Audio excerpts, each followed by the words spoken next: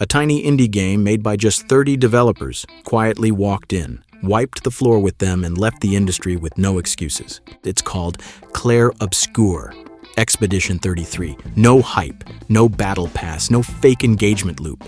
Just one thing the industry forgot how to deliver: a complete, unforgettable game. And in less than 2 weeks, it didn't just break records. It crushed Assassin's Creed Shadows in revenue, topped Zelda and Baldur's Gate 3 on Metacritic, and became the fastest-selling JRPG on Steam. All from a team most studios wouldn't have even hired. And here's the craziest part. This isn't just a feel-good underdog story. It's a full-blown takedown of everything wrong with AAA games today. Because if a small team with no publisher, no franchise, and no marketing war chest can create something this powerful, what's everyone else's excuse? Let's break down how Expedition 33 pulled off the impossible and why it's already being called the game that just exposed the industry's biggest lie. Expedition 33 didn't just look good in the trailers. It didn't just feel like a breath of fresh air when you booted it up. It actually delivered in every possible way. 1 week after launch, it crossed over 1 million units sold, not shipped, not bundled into some subscription or padded with pre-orders. We're talking about real paid copies, and just 5 days later, 2 million. That's not just rare, it's historic. In fact, it outsold Assassin's Creed Shadows' entire 6-week launch revenue in 1 weekend. And remember, Expedition 33 was also available on Game Pass, meaning a massive number of players didn't even buy it outright. So how did it still break records? Here's the part that should make every AAA executive sweat. It wasn't the marketing, it wasn't some viral influencer campaign, and it definitely wasn't a battle pass or live service trap engineered to bleed players dry.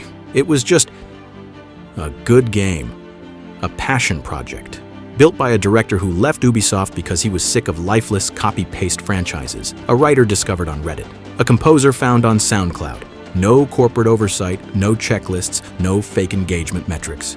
Just vision and heart. And the result?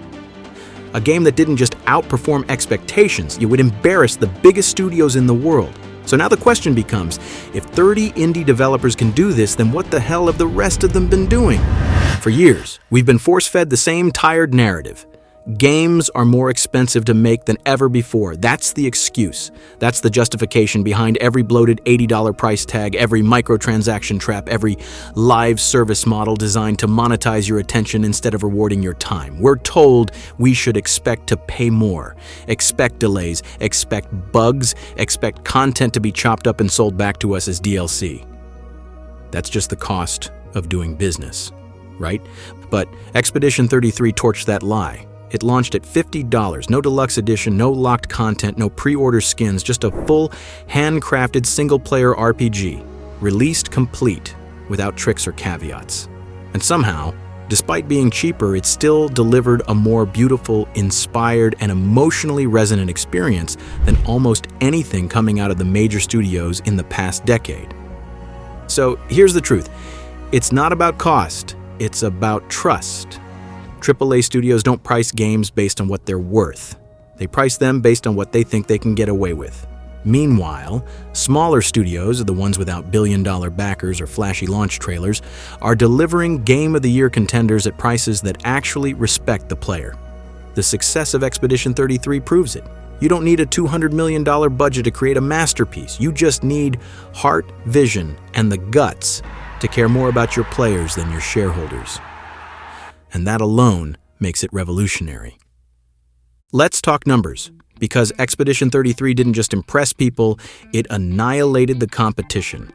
While Ubisoft was still scrambling to justify Assassin's Creed Shadows' slow, overpriced rollout, Expedition 33 outsold it in just 1 weekend. But here's what makes that insane. It wasn't even a fair fight. Ubisoft had a massive budget, a global marketing machine, and decades of brand recognition. Expedition 33 had none of that, and still dominated. And it wasn't a fluke. This game became the fastest-selling JRPG in Steam history, outpacing even the Final Fantasy VII Remake. That's unheard of for a brand new IP with zero legacy backing. It also broke 145,000 concurrent players, without a shred of multiplayer, co-op, or FOMO-driven engagement loops. Compare that to the biggest flops of recent memory. Redfall was dead in a week. Forspoken became a meme overnight. Suicide Squad couldn't even break 1,000 players in its first month. Meanwhile, Expedition 33 didn't scream for attention. It earned it. That's the secret. People are starved for games that respect their time, games that feel complete, games that don't treat you like a wallet with eyes. So why did Expedition 33 hit so hard? Why did it connect with players in a way the biggest, loudest games couldn't? It's simple. This game had soul. It all started with director Guillaume Rocher. In 2020, he walked away from one of the biggest studios in the world, so not to chase fame, but to build something real. He found the composer Lorien Tassar on SoundCloud. No label, no studio contract, just raw talent. He found the lead writer Jennifer Fedberg-Yen through Reddit after being blown away by her world-building posts. He didn't go hunting for credentials. He looked for people with passion. And then he did something unheard of. He trusted them. No marketing department breathing down their necks, no shareholders dictating content. Just a team of 30, many of them junior developers, given the space to create with freedom and heart. The result? A world that feels alive. A story that resonates. Dialogue that doesn't sound like it was algorithmically approved by a boardroom. Players aren't just playing Expedition 33, they're feeling it, and that's something money can't fake. This wasn't a product, it was a passion project, and ironically, that's exactly what AAA games have been missing. Here's the thing, Expedition 33 isn't some lucky break, it's not a fluke. It's part of a growing pattern, a quiet rebellion shaking the foundations of the gaming industry. Just look at what's already happened this year. Kingdom Come. Deliverance 2 sold over 3 million copies. From an indie studio that built its fan base through word of mouth, not million-dollar campaigns. Schedule 1, a niche psychological thriller, hit 1.5 million units. Split Fiction, a bold little RPG with no mainstream buzz, crossed 2 million and is still climbing. These games didn't launch with exclusive pre-order skins, battle passes, or collector's editions packed with junk. They just launched as complete experiences, and people showed up. Meanwhile, the AAA pipeline is choking on its own hype. Studios are pumping out sequels, remakes, and live service messes that flop harder with every release. They blame rising costs. They blame entitled players. But here's the reality. Players are done being played. At this point, the message is loud and clear. Expedition 33 didn't just succeed, it obliterated every excuse AAA studios have been hiding behind for years.